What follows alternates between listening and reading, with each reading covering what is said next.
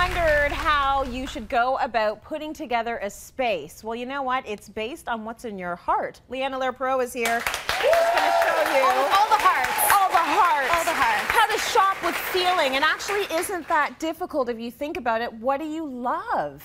And that's really what I think good design is about. A space should not look like, you know, it's perfectly polished out of a magazine. It needs to reflect the people who live in it. Yes. And the best way to do that for the people who do live in that space is for them to pick items that they actually love and that they have a connection to. Right. Now, easier said than done.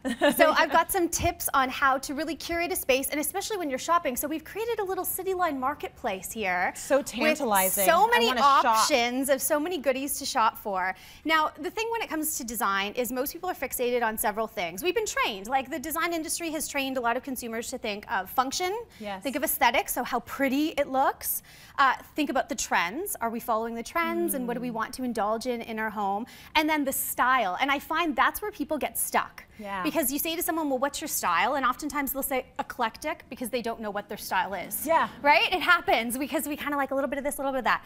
The thing that all of those have in common is a mood and a feeling.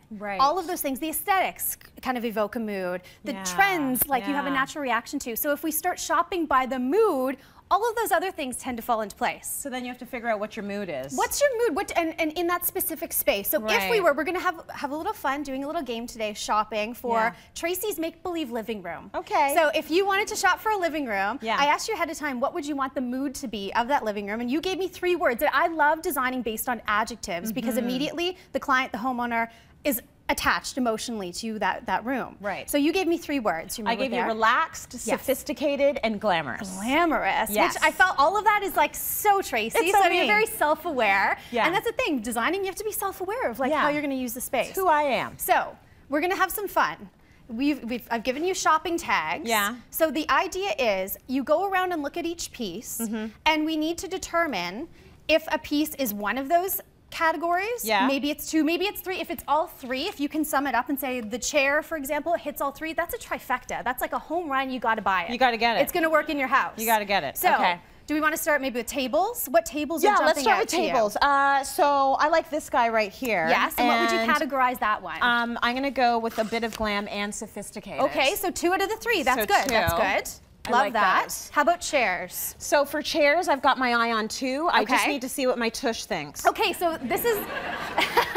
So let's just take a... I love that you're doing what I call the Goldilocks test. That's good. Because this is where the aesthetics don't always win. Because if it looks good but doesn't feel good, then it's not going to be a great fit in your home. And it certainly won't check your box of relaxed. Right, and I also I'm a reader. Right. So I need the arms on the chairs, and I want to be able to do this, and there's going to be a child here or a dog. Yes, right? See, versus me, that I have such short legs that I need as short a seat as possible, otherwise my legs just dangle, right? Everybody has their own thing, and that's when it comes to mood. This is purely personal. Nobody can say to you, well, that chair's not sophisticated, because if you think it is, then hey, it is. Then it relaxed, is. Winning for relaxed.